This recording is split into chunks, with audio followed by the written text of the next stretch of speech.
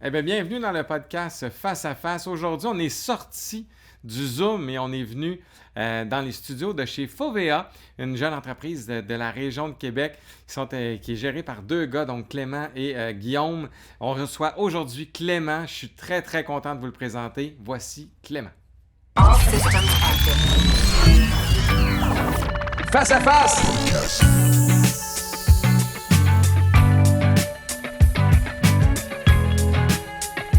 Face à face!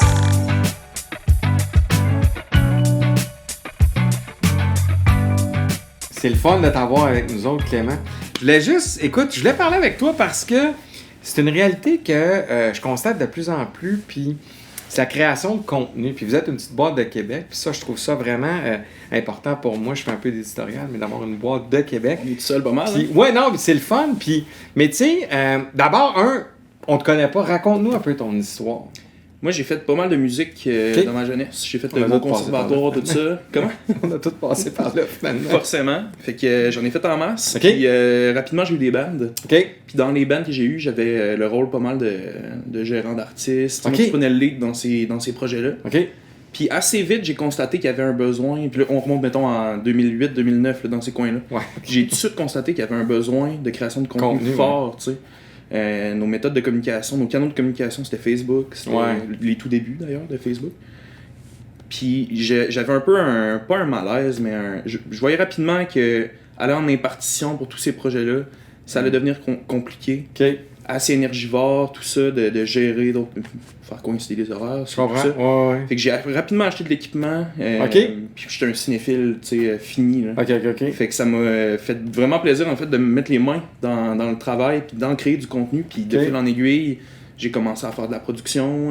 Les gens m'approchaient pour différentes créations de contenu. OK. Puis le besoin de s'incorporer, puis d'en faire une business, c'est fait C'est sentir- né Fovea après C'est ça. ça, assez rapidement. OK, super. Mais tu sais, donc toi, parce que tu es d'une autre génération, puis c'est ça que je trouve le fun aussi. Mais tu sais, toi, comme tu disais, tu as commencé avec Facebook, tu as vite contenu l'importance de la création de contenu, tu as compris ça, puis tu l'as fait par toi-même. Mais tu sais, les artistes qui nous écoutent ou tu sais, les gens qui sont peut-être moins un peu familiers comme moi, qui sont pas nécessairement nés, qui ont vu naître ça, toi, comment tu pourrais peut-être me quantifier, c'est peut-être une question qui est un peu plate, mais comment tu pourrais me quantifier l'importance maintenant, mettons, le pourcentage de la création de contenu dans le développement d'une carrière d'un artiste? Ben, d'après moi, c'est quasiment 100%. Quasiment 100%, Honnêtement, si t'es pas visible, t'es nulle part. Tu sais, OK. l'expression un livre mal classé dans une bibliothèque, c'est un livre perdu, ben ça s'applique aussi pour Ok. l'Internet. OK? Si t'es pas Ouais. visible, t'es pas là, tu seras pas découvert. Tu vas peut-être avoir un buzz du bouche à oreille ou certains trucs underground existent encore. Ouais. Je sais pas que c'est impossible, mais c'est pas mettre les chances de son côté. Là. OK, fait que toi, t'es dit que t'es plus du côté de sortir du contenu, faites-vous voir, puis à un moment donné, tu vas te faire frapper. Il y a quelqu'un qui va remarquer ça. Oui, puis en même temps, tu sais, je suis ambivalent avec. Je suis conscient que Facebook, c'est aussi une machine qu'il faut nourrir, puis il y a quelque chose d'un petit peu délicat là, à nourrir, tu sais, feed de machine comme ça. Il y a un constant bruit blanc en ce moment, puis ça, c'est acquis. Mais tu sais, rajouter son grain de sel de la bonne manière, avec son ton, c'est souvent ça que je dis aux artistes, trouve ta manière de le dire, trouve ta manière de le verbaliser, ce que tu veux dire, puis de le mettre en image. Ça va être infiniment plus gagnant que le label de face à ta place. Ou, OK? tu sais, faut arriver à trouver sa présence numérique, puis à trouver de quelle manière l'image peut renforcer cette présence numérique-là. Puis forcément, c'est comme tout le temps, c'est raconter une histoire, c'est toi, qu'est-ce que tu as à dire, puis pourquoi tu as des éléments de singularité plus que d'autres artistes, qu'est-ce qui te distingue. Ben, moi, je pense que l'image puis la création de contenu, surtout vidéographique, je pense que c'est un médium d'avenir encore pour plusieurs années. OK, puis tu as dit quelque chose de super important parce que c'est effectivement quelque chose qu'on voit souvent. C'est-à-dire, l'artiste va confier à son label ou va engager quelqu'un pour prendre soin de ses réseaux sociaux, de son contenu. Comment tu sais, est-ce que... Parce que je peux comprendre qu'à un moment donné, dans une carrière où tu tournes, tu as de la promo à faire, tout ça, que tu puisses pas tout faire, mais tu sembles dire, OK, non, mais c'est quand même important qu'il soit hands-on dans ses affaires aussi. C'est quoi, y a-tu une portion que tu peux donner à quelqu'un où tu dis non, moi personnellement, j'irais plus comme garde le contrôle de ça? Ben, je pense qu'un artiste maintenant doit être touche à tout, tu sais. Okay. Puis la création de contenu, ça rentre là-dedans. Ça se sent très vite quand c'est pas l'artiste qui communique sur ses réseaux sociaux. Je sais pas si c'est quoi ton expérience par rapport à ça. Moi, je le sens tout de suite quand c'est une équipe. Tu le vois tout de suite, OK. C'est instantané. Okay. Puis ce qui a marché historiquement en musique, c'est la création de communautés. Tu sais, c'est pas juste depuis Facebook. Là, les Grateful Dead, leur succès, c'était la création d'une communauté forte. Les Stones, il y a beaucoup de cette affaire-là. On parle des plus grands, là, mais au Québec, c'est pareil. Tu sais, le phénomène Roxane Bruno, c'est la force d'une création de communauté vibrante, dynamique, puis c'est parce que c'est elle qui les anime. Les gens, ils sont rattachés à sa proposition artistique parce qu'ils sentent qu'il y a de la vérité, ou en tout cas qu'il y a un lien proche entre son audimat puis sa proposition. Okay, je pense que sa force, elle réside là. Je sais que les artistes aussi en ont plein la tête, là, honnêtement. La job d'un artiste est rendue tellement grande, puis la charge mentale des artistes est plus grande qu'avant aussi, mais c'est pas la première étape que je déléguerais à d'autres. Ça serait pas mal dans les dernières. Au final, un artiste, c'est quelqu'un qui veut communiquer avec son public, fait faut trouver les manières de le faire. Puis donc de grandir cette communauté-là aussi. Absolument, c'est sûr. Okay, parce que tu sais, c'est ça qui devient de plus en plus difficile. Puis tu sais, on avait une discussion un peu avant qu'on enregistre tout ça, mais il reste qu'au final, ça reste qu'aujourd'hui, on cherche tout un peu cette espèce de chemin-là pour aller rejoindre la communauté parce que les trucs plus traditionnels, on va le dire, les radios, les télévisions, tout ça, ils ont plus ou moins l'impact qu'ils pouvaient avoir dans le temps sur une carrière. Fait que cette création de contenu-là vient un peu contrecarrer ça. Ça devient un peu la nouvelle promo que l'artiste prenait son auto puis allait rencontrer toutes les radios. Prends-toi un ami qui a une bonne caméra puis filme des trucs. C'est ça que je comprends. Ou engage VA. Assurément. Mais ensuite, c'est utile à tellement d'autres égards parce que tu as des statistiques qui viennent avec la consommation de ces contenus-là. Fait que tu peux définir les vidéos qui ont bien marché ou les photos ou peu importe le contenu, puis avoir une idée de ton public nettement plus précise qu'à l'époque. Tu sais, les médias généralistes, on n'a pas cette gestion de données-là. Puis ça aussi, on se parlait de l'avenir des marchés, mais la gestion des données puis des statistiques. Puis ça, est-ce que vous êtes en mesure de supporter ça? Si les gens, mettons, tu sais, comme moi, on a plusieurs discussions, puis effectivement, vous semblez être capable de comprendre ça, mais tu sais, l'artiste, je veux dire, des fois, ça peut être du chinois pour lui. Là. Je veux dire, OK, c'est quoi exactement, puis comment on leur parle. Puis souvent, ils ne comprennent pas nécessairement l'impact direct du fait de... Tu sais, à l'époque, tu mettais une pub dans le journal, le lendemain, les ventes d'albums montaient. Fait que dans les faits, on ne savait pas ce que la pub avait fait, mais tu étais capable de quantifier, entre guillemets, dire, ben ça a valu la peine parce que le lendemain, le surlendemain, j'ai vendu des milliers de copies d'albums. Maintenant, c'est plus abstrait que ça un peu. T'sais, c'est moins clair que ça. C'est vrai, puis on est encore au degré zéro, je trouve. OK. On est au tout début, d'après moi, d'un mode de production de contenu. Les gens commencent à comprendre qu'il faut avoir de la constance, avoir une fréquence élevée de publication, accompagner les gens avec des séries de vidéos plutôt que tout mettre ses œufs dans un seul vidéoclip qui est périmé 3 jours après qu'il soit sorti. OK. Faut faire vraiment attention à ça, puis avant d'être dans l'analyse concrète des données, on est dans l'habitude de production de contenu pour les artistes. Il y a encore une étape avant d'accompagner les gens dans leur production, dans l'analyse de leur statistique. Pour créer l'habitude. Il faut au moins qu'on aille quelques échantillons de comparaison, puis on est encore à bâtir cette habitude-là. Parce qu'on voit, c'est ça, je pense qu'on a peut-être tendance à oublier justement cet aspect-là, de dire, OK, ben là, on voit le résultat, comme tu parlais tantôt de Roxane, qui est un excellent exemple. C'est là, aujourd'hui, elle a le succès. Ouais. Mais elle a probablement eu ses premières vidéos, 3 écoutes dessus, puis tranquillement, pas vite, ça a buildé, ça a été repartagé, puis... C'est sûr. Mais il y a des années... C'est combien, comme mettons, c'est une question un peu... Mais ça peut prendre combien de temps pour dire, OK, à partir du moment où tu dis, OK, ben, je veux bien créer l'habitude, mais combien de temps faut que je le fasse, grossièrement, avant que, tranquillement, je vois un retour sur le temps que j'ai investi là-dedans? Ben, encore une fois, c'est tellement différent d'artiste en artiste. Ça dépend du contenu qui est produit. Il n'y a pas de recette, ouais. Non, c'est ça, mais d'après moi, produire du contenu honnête avec une bonne facture visuelle, c'est mettre des conditions de réussite de son côté. Okay. Puis c'est ça l'important aussi. Faut être capable ben, comme dans n'importe quelle production artistique, il faut y mettre le meilleur de soi-même. À partir de ce moment-là, on peut avoir une meilleure idée. Puis ça va aller plus vite quand justement la vidéo est bien faite, que l'histoire est bien racontée, que l'ensemble des paramètres sont contrôlés. Moi, je pense qu'il y a sa place des conditions de réussite. Mais il y a 2 écoles de pensée là-dessus, puis tu la connais. Là, je veux pas te coincer dans quelque chose, mais quand même, je veux qu'on en parle. Il reste qu'au final, j'entends souvent ça, moi, de la part des artistes, de dire, OK, ça prend de quoi de lécher, de bien placer. Puis effectivement, je pense que peut-être pour l'auditeur, c'est vrai que c'est intéressant si c'est pas un téléphone qui shake de même. Puis bon. Mais de l'autre bord, on a notre ami qu'on aime bien, Gary Vee, qui lui va dire, non, sors du contenu, même si c'est pas parfait, go, justement pour créer l'habitude. Puis à un moment donné, ben oui, tu prends un FOVA de ce monde qui va plus lécher ton image, qui va le faire d'une façon trippante, qui va emmener ça à un autre niveau, puis là, ta gang va te suivre encore plus, tu sais. Oui, puis je suis d'accord. Moi, Gary Vee, tu le sais, je suis un fan. Mais ce qu'il fait, c'est qu'il multiplie aussi les modes de communication. Il va en faire des stories Facebook, il va en faire des podcasts filmés, qui ensuite, il va rediviser le contenu. C'est un bon exemple, lui, de la diversité des contenus sur une plateforme numérique. Puis je pense que les résultats sont derrière lui quand même. Oui, mais puis à part Roxane, j'en ai pas vu d'autres exemples parce que Roxane fait ça. Probablement qu'elle le sait pas, mais elle le fait. À quelque part, il y a beaucoup de trucs, il y a des affaires hyper différentes, mais j'en ai pas vu tant que ça au Québec qui réussissaient à générer du contenu différent puis le fun sur différents aspects. Effectivement. As-tu des exemples? Non, j'en ai pas tant que ça, puis c'est parce que tout reste à faire encore. Puis c'est des... Roxane Bruno, ça a pris du temps aussi avant que les médias traditionnels embarquent puis comprennent ce qui se passait.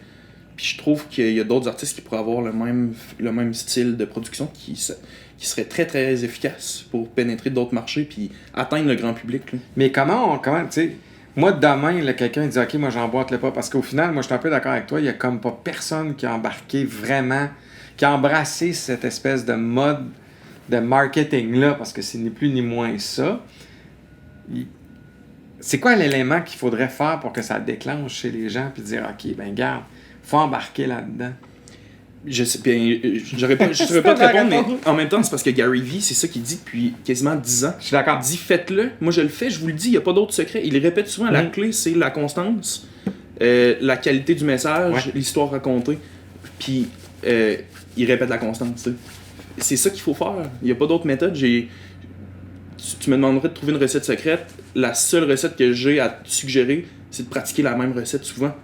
Puis de le faire, ton truc, là, je vois pas comment autrement on peut parce que j'avais vu, moi, tu vois, j'étais au Midem à un moment donné, il y a une dizaine d'années de ça, puis il parlait justement, puis c'était une autre affaire, mais où Rihanna avait été faire des lancements dans différentes villes dans la même journée. Donc, elle avait fait, je pense, 12 villes, 12 lancements, puis c'était sponsorisé par Pepsi, tout ça. Puis le gérant était là, puis il nous expliquait un peu cette méthode-là de dire, bon, ben regardez, on va rejoindre les fans, puis on multiplie les trucs, puis on essaie de voir.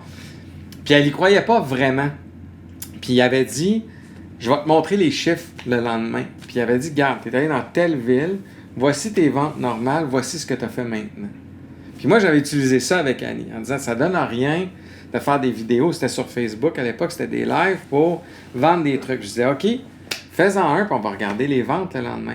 Puis on a vu qu'il y avait vraiment une corrélation directe entre le fait où elle prenait peut-être 20 minutes pour parler de pourquoi elle avait choisi cette chanson-là, puis l'histoire justement qui venait avec ça, puis pourquoi cette chanson-là la touchait, puis les ventes qu'on pouvait faire le lendemain.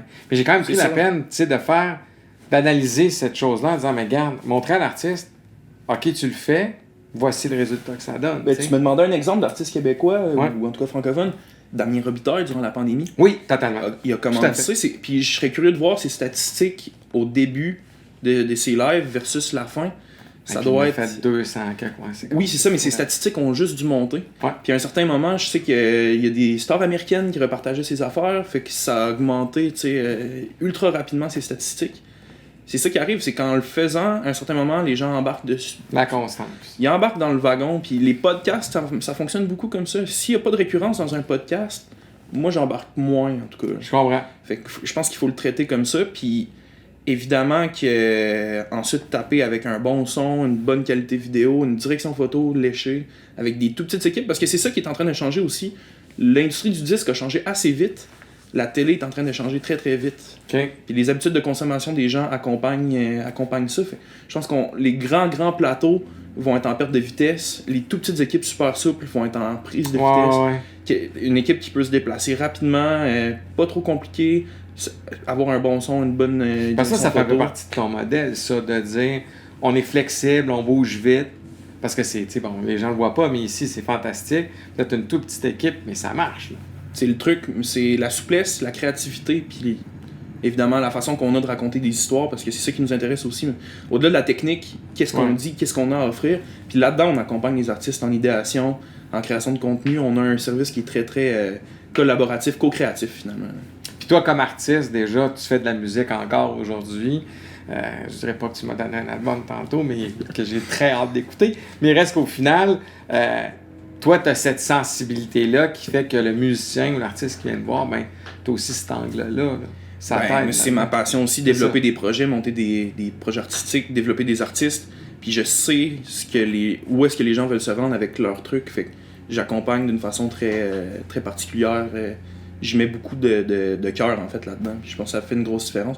Effectivement, le fait que je suis passé par là, tenter de se faire connaître. Tu sais, Robert Morin, le cinéaste, a une phrase incroyable par rapport à la production artistique au Québec. Lui, il dit 50% des Québécois préparent un spectacle pour l'autre moitié qui s'en calisse. faut jouer là-dedans, nous autres aussi. C'est les règles du jeu, c'est ça. Fait que, faut réussir à intéresser l'autre 50%. C'est vu de même. Non, mais c'est vrai, mais de là, c'est ça, tu sais. Si tu avais un conseil à donner, mettons, à quelqu'un qui nous écoute puis qui fait comme, OK, ouais, là... Il vient me chercher, Clément, il a raison dans son argumentaire. Puis moi, comme je te dis, je suis 100% d'accord avec toi. Puis je pense que c'est pour ça qu'on a commencé à travailler ensemble. Parce qu'enfin, personnellement, je voyais quelqu'un, puis une équipe qui avait une vision qui allait chercher la mienne, qui avait embrassé la modernité, puis le 2021 de la musique, entre guillemets. Mais si tu avais un conseil à donner à quelqu'un qui dit « OK, moi, je suis prêt », qu'est-ce que tu lui donnerais? D'où c'est qu'il faut qu'il parte? Ben, un truc que j'ai remarqué, c'est que les artistes, souvent, ont une tendance à avoir assez peur de sortir du contenu souvent. T'sais, ils vont travailler un album sur une longue période, ils veulent y faire très attention. Des fois, je pense que c'est mieux d'avoir un contenu qui est à 80% ce que tu avais idéalisé, mais qui sort, plutôt que de ne pas en sortir par crainte de ne pas avoir rempli toutes tes attentes ou tout ça. Je pense que principalement, sortir puis le faire, créer du contenu, c'est déjà 80% du succès. OK, mais il part de où le contenu? Parce que, tu sais, souvent, moi, je l'entends des artistes. C'est-à-dire, tu sais, toi, tu travailles là-dedans tous les jours. Je veux dire, ils savent pas quoi dire. Tu sais, ils disent, ouais, mais qu'est-ce qu'il y a d'intéressant dans ce que je fais qui va vraiment intéresser quelqu'un? Puis souvent, on est très sévère, très mauvais juge de soi-même. Qu'est-ce qui... Tu sais, comment tu leur expliquerais ça, ce fameux contenu-là? Parce que ça a l'air bien abstrait dans leur tête. Ben, d'après moi, faut se baser sur l'identité artistique de l'artiste. OK. Qui est-il ou elle? Ouais. Qu'est-ce qu'elle veut faire? Si par exemple le chanteur de ton groupe fume le cigare, ben il y a des chances que la production de contenu soit axée sur le cigare. Je comprends. Puis la force de Roxane Bruno, puis je reviens vers ça, puis c'est un succès, c'est un succès. C'est ça. Elle, sa force, c'est qu'elle est drôle. Ouais. Elle a axé sur l'humour, tu sais, elle en fait des sketchs, des personnages, des trucs comme ça, elle interagit beaucoup avec son public. Trouver l'élément distinctif, ça va toujours être la bonne méthode, puis ensuite axer ça sur la production de contenu. Mais là, ils vont te dire, ouais, mais crème, comme, tu sais, Roxane, ouais, mais tu sais, elle est chanteuse, dans les faits, elle n'est pas humoriste, mais pourtant, elle travaille l'aspect humour de sa personnalité. Ben, c'est un élément distinctif, tu sais, c'est ça, là. Honnêtement... C'est pas obligé d'être directement relié à l'art que tu pratiques. Si toi, t'as une autre façon, comme tu dis, le gars fume le cigare, il fait des trucs avec les cigares, ben, c'est pas mauvais non plus. Oui, puis ensuite, chaque geste, faut trouver le geste artistique qui vient accompagner l'autre geste artistique qui est la musique, finalement. Je comprends. Évidemment qu'il faut sortir, dans le marketing de contenu, il faut sortir de seulement la publicité de soi-même. Ouais. L'autopromo, ça intéressera pas personne. Ouais, je pense qu'un truc qui rencontre du succès quand même, c'est les vlogs de tournée. Ça marche bien. Quand tu documentes ta tournée, les stories Facebook, c'est excessivement axé là-dessus. T'sais. Ton quotidien, comment tu arrives à le magnifier et à y donner ta twist personnelle. Ça peut être super intéressant quand même. C'est vrai que pour le fan, ça va être super intéressant de voir ça, parce que c'est un côté qu'on voit pas souvent. Mais oui. Il faut trouver exactement le point qui te distingue des autres artistes, puis qui appuie ta pratique. Faut pas que ce soit n'importe quoi non plus. Là. Mais quand tu es capable de faire l'adéquation entre le contenu qui différencie qui singularise ta proposition, puis ton identité artistique, quand tu es capable de rencontrer ces deux trucs-là, puis de les mettre de l'avant, c'est engageant pour les gens. Les gens, ils vont avoir de l'intérêt, puis ils vont se projeter dans le projet beaucoup plus. Mais comment tu fais pour, en effet, comment l'artiste peut comprendre cet engagement-là, dans le sens où, tu sais, des fois, c'est pas toujours évident. Puis à un moment donné, je lisais quelque chose qui disait, tu sais, fais un post Facebook, tu vas avoir 30 likes, puis fais une story, tu vas avoir 400 vues, mettons. Ouais. Donc, les gens veulent pas le lire, ils veulent le voir. Ouais. Fait que, tu sais, la personne disait, ben, tu sais, des fois, c'est pas mauvais de faire un truc, justement, soit te servir, dans ce cas-là spécifique, c'était sur Facebook, de dire, tu sais, d'aller vers la story, c'est un autre outil que la plateforme t'offre pour te faire voir, puis d'une façon différente, les gens. Mais tu sais, comment lui peut voir tu sais, outre, je comprends qu'à un moment donné, il y a une statistique, mais je peux comprendre aussi qu'au début, il se pose la question, c'est un peu abstrait parce que tu as 22 vues, puis tu fais quand ben là, il n'y a personne, tout le monde s'en sac dans les fêtes, là, tu sais. On peut avoir cette impression-là, puis c'est qu'il faut raffiner aussi ses affaires. En faisant plusieurs, c'est facile de constater que tel contenu rencontre plus de succès que d'autres. Ouais. Puis à partir de ce moment-là, tu corriges ton tir. C'est comme un premier album d'un artiste, sur 4 chansons, sur un premier EP, une première carte de visite. T'en as peut-être 3 qui sont moins bonnes, puis une qui a vraiment plus de succès, mais t'accompagnes cette chanson-là dans le reste de ta carrière, puis tu modèles tes choses en fonction de ce contenu. Mais sortir le contenu pareil. Ben, c'est important, tu sais, je pense qu'il faut pas avoir froid aux yeux pour ça, là. Faut le faire. Non, mais je comprends, mais c'est juste que j'ai tellement vu Clément dans le milieu, puis encore là, déjà que le milieu embrasse pas nécessairement tout ça. Ouais. Il y a une...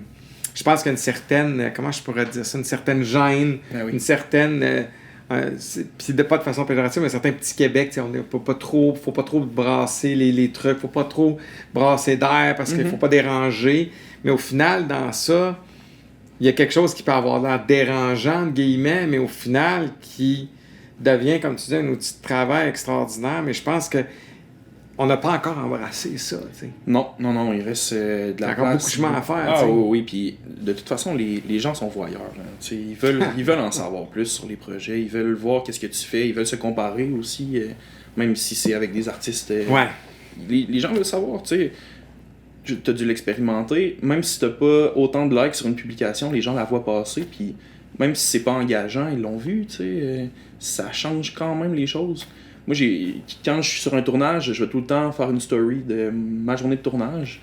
Puis l'effet que ça donne, c'est que j'ai pas des centaines d'engagements. Mais les gens, ils me disent « Hey, tu travailles beaucoup, tu sais, on le voit, puis on aime ça, puis c'est cool de voir les différents contextes de travail. » Fait que c'est sûr que des fois, les statistiques sont moins parlantes, mais les gens le voient quand même. Ouais, c'est ça, les gens le voient, puis quelque part, est-ce que toi, tu vois, parce que mettons qu'on le ramenait à toi, tu dois voir, il y a souvent des gens qui te contactent après ça pour dire « Hey, je t'ai vu ou j'ai vu ça sur Facebook, puis j'avais pas un projet au moment X où je t'ai vu, mais maintenant que je peux bouger, je vais vous appeler. » T'sais. Ben, c'est la base du marketing de contenu. C'est faire la promotion de tes services ou de ton projet artistique par des biais, des chemins de travers un peu. Là. Fait que c'est super important là, de raconter quelque chose d'autre qui est l'autopromo de soi ou de son album.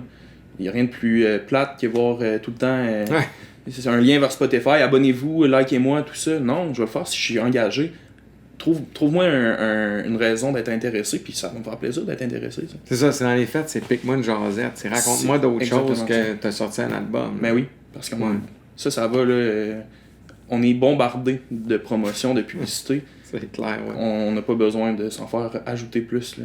Fait que toi, l'espèce d'aspect humain que, en tout cas, moi, selon moi, tous les artistes que j'ai rencontrés qui ont tous cette sensibilité-là, de mettre ça de l'avant, déjà en partant, ça va faire une différence dans sa carrière. Ben, moi, c'est ce que je préfère faire aussi. C'est ça, produire des micro-documentaires, des capsules, des trucs qui vont raconter soit les coulisses, le making-of en studio, ou encore la genèse d'une chanson. C'est super intéressant quand un artiste se dit « Moi, j'ai composé cette chanson-là avec tel objectif. » Puis il y a des gens qui ont eu telle autre interprétation, mais l'entendre parler du backstory, finalement, faut parce que ça, j'ai vu dans la pandémie, Pat Watson avait fait ça. Il était allé en studio pour raconter un peu toute l'histoire de la création de l'album qu'il présentait, puis ça avait connu... les réactions avaient été époustouflantes par rapport à ça, parce qu'en disant, tu sais, voir qu'il a pris son temps pour aller en studio puis nous raconter toute cette histoire-là, puis même jouer un bout de la toune. Ouais. C'était vraiment, en tout cas, genre, moi je l'ai pas vu, mais j'ai entendu parler de ça à plusieurs reprises, de ce moment-là où Pat Watson a expliqué son album. C'est quand même quelque chose. C'est très cool. Puis Monique Giroux l'a bien fait aussi, l'histoire d'une chanson. Oui, c'est très bien. C'est super intéressant. Il y a tellement de choses à dire autour de contenu artistique. Puis c'est positif. C'est de la création. On n'est pas... pour une fois, on est dans le positif. À cet égard-là, c'est bien. Mais tu sais, quelqu'un qui nous écoute maintenant, parce qu'il y a quand même l'aspect, comment je peux dire ça, investissement financier, entre guillemets, là-dedans. Tu sais, moi, je connais un peu le truc, puis j'ai toujours été surpris de voir comment on pouvait faire beaucoup avec pas tant d'argent que ça, dans le sens où ça coûte pas nécessairement une fortune. Tu peux-tu démystifier ça un peu, le fait que ça vaut pas, tu sais, t'as pas besoin de 100 000$ pour faire quelque chose de fun. Là, ben non, c'est ça. Maintenant, il y a une démocratisation des outils qui a été rapide, puis il y a toutes sortes de palettes de services qui peuvent être offertes. Là. Si un artiste est habile pour faire du montage, qui a juste besoin d'un coup de pouce pour la direction photo, c'est ça, durant son live session ou ces trucs-là, c'est possible. Puis honnêtement, puis ce chapeau à nos institutions, là, le gouvernement s'est adapté très très vite, autant la SODEC que Musique Action que le Calque. Ils ont ouvert les valves pour encourager les gens dans leur création de contenu. Le Calque, maintenant, je pense c'est 10 à 15% de chacune des subventions qui peut aller en documentation du processus. C'est génial, c'est ça que ça prend. Les gens vont être de plus en plus intéressés à avoir des photos, des vidéos, des coulisses, des loges, de ces trucs-là, de toute l'histoire autour de l'artiste, qui devient au final une autre façon de renforcer son identité artistique. C'est carrément de même qu'il faut le voir. Là. OK. Fait que je pense que c'est bien que les institutions financent, puis c'est pas vrai que c'est si cher que ça. On peut s'en tirer assez bien, puis prévoir aussi des séries, pas juste un vidéoclip qui est très onéreux. Moi, je pense qu'il faut le voir en plusieurs étapes. Faut que tu vois les déclinaisons autour de ça. Je pense que c'est ça qui est la meilleure façon. Juste le vidéoclip, mais tout l'ensemble. Ouais.